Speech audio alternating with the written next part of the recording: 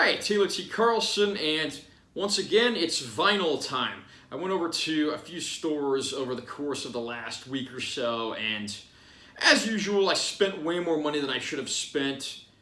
I definitely have a problem, but what can I say? I'm passionate about music. I'm going to show off a few of the discs that I picked up, and I'm also going to mention, which stores they came from, because I went to a few different places. So, let's go ahead and get started. These first few came from the Zia Record Exchange store here in Vegas, the one on Rainbow and Charleston. So, first thing I got was this 10-inch Marshall Crenshaw Move Now. I don't know if you consider this a single or an EP, but like I said in one of my earlier videos, I'm surprised to see that he's actually, still going, still making music, but pleasantly surprised. The record that comes with this one is just a plain black record. The other Marshall Crenshaw 10-inch that I got was actually a transparent blue vinyl, so it's a little disappointing to find a regular black disc. Apparently, he put out 6 of these EPs, and then some of the material was compiled for a CD release, but either way, still a nice addition to my collection. As far as used items go, I found this Cobra First Strike. Cobra was a group that wasn't together for very long, but they did include Mandy Meyer, who's been in Crocus several times over the years, as well as Jimmy Jamison, who after this would become the singer of the band Survivor. So there's definitely some interesting history here, and the insert here, it's just a lyric sheet. It's got both sides on there with lyrics printed. Sadly, no more pictures or really interesting info in there, but Tom Allom produced this album. He's the one who produced one of my personal favorites of all time, Def Leppard, On Through the Night, as well as all the 1980s Judas Priest albums. So that is a man that keeps busy, and rightfully so. Last of 3 from Zia. This is Blue Oyster Cult. This is their self-titled 1972 debut album, and one of my personal favorites in their catalog. This is a limited run of 2000. It's a transparent blue disc. So this is one of my favorite things I picked up. This was priced around $30, so it was a little pricey, but it is a limited edition, and again, one of my favorite rock albums ever. Absolutely love Blue Oyster Cult. They actually just put out a new album, like not too long ago, and I pre-ordered the limited edition white vinyl release of that, so hopefully that's not going to take too long to get here.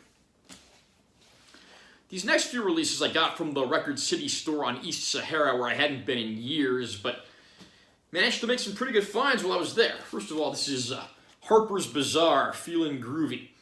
These guys are best known for their cover of Feelin' Groovy, the 59th Street Bridge song that was written and originally performed by Simon and Garfunkel. And I actually found this record in the clearance bin. I think I only paid like $1 or $2 for this, but one of the guys in this band was Ted Templeman, who later went on to be a famous rock producer working with bands like Van Halen, the Doobie Brothers, Bullet Boys, Aerosmith, Honeymoon Suite, Little Feat. The list goes on, but he's one of the biggest and best names in the business.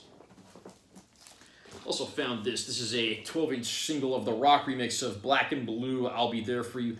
Black and Blue, underrated as hell band, and from the looks of things, this just has the same track on both the A-side and the B-side, but it's a very cool, transparent record, and something I'm glad to, again, add to the collection. Next thing I got at Sahara Record City was Bon Jovi, 7800 Degrees Fahrenheit. Their second album before they made it big the following year with Slippery When Wet. This is my personal favorite record in their catalog. It's a little darker and more melodic and less pop. There's a few minor hits on this one like Only Lonely, Tokyo Road, In and Out of Love. There are some great tunes to be had on this album, and even though John Bon Jovi himself resents the hell out of it, it's by far my favorite album in the Bon Jovi catalog. The insert here, on this side it's just got the lyric sheet, but on this side you got some pretty cool old photos of the band, again back before they broke it big. But the best find that I made in Sahara Record City was Black Sabbath, Born Again. This album was the only album they ever recorded with Deep Purple vocalist Ian Gillan. Also, drummer Bill Ward returned to the band following an absence during the Dio period. There are some great songs on this album, even if the production on it really wasn't the best. And This is one Black Sabbath album I wish everyone would give a chance to, because most people don't even seem to know it exists. The last few albums I'm going to show off in this video I bought at the East Charleston Record City from my buddy Joey. It's the store that I normally go to. I bought several more things there last weekend too. I bought there, other than what I'm going to show here, I'll show off in a later video.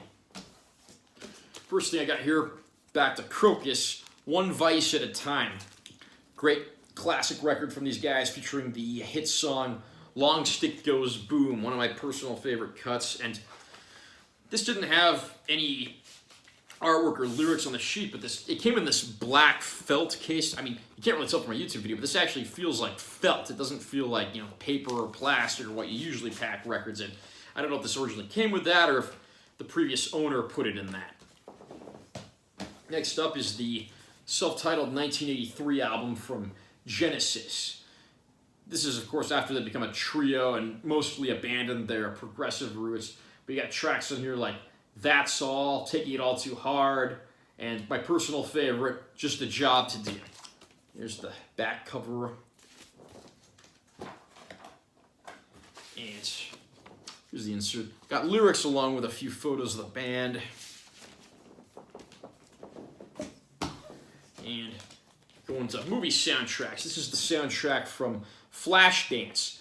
I mean, most people are going to remember this for the title song, Flashdance, What a Feeling by Irene Cara. I hope I'm pronouncing that last name right. And then also the song Maniac by Michael Sembello. But there's also another song in here called Seduce Me Tonight, which features former Angel vocalist Frank Domino on vocals. He also did a song under the Cycle V or Cycle 5 name, I don't know how to pronounce that, on the Giorgio Moroder Metropolis soundtrack. And it's great to finally have this one on vinyl. I believe this was actually the first collaboration between producers Don Simpson and Jerry Bruckheimer, who would go on to make some other really great films. Don Simpson, of course, died in 1996, but Jerry Bruckheimer remains one of the biggest names in the business. Keeping on the subject of Don Simpson, Jerry Bruckheimer movies, next thing I got, the Top Gun soundtrack. The movie I have seen more times than any other movie. The soundtrack I have listened to more times than any other movie soundtrack. So great to finally have this one on vinyl. This might be my favorite movie soundtrack of all time.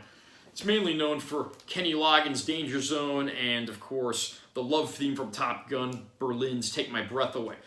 But there's some other great tunes on here from the likes of Tina Marie, Miami Sound Machine, Cheap Trick, and even Billy Idol guitarist Steve Stevens plays on the iconic Top Gun anthem.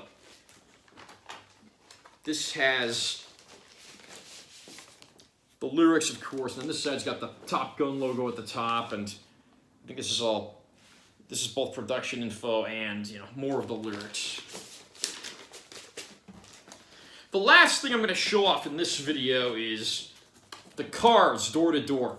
The Cars, in their original tenure, created 6 classic albums. This was the final of the 6 albums they created. It came out in 1987. Unlike the other albums that were produced by outside producers like Roy Thomas Baker and Robert John Mutt Lange, this was produced by Rick Ocasek himself, and definitely a solid swan song and an overlooked album. Ocasek would actually go on to produce other artists. He produced the first album from the band Weezer. So the guy, until his unfortunate passing a few months ago, definitely kept busy. One of my favorite rock vocalists. Right here we've got our photographs, and on the other side, the obligatory lyric sheet.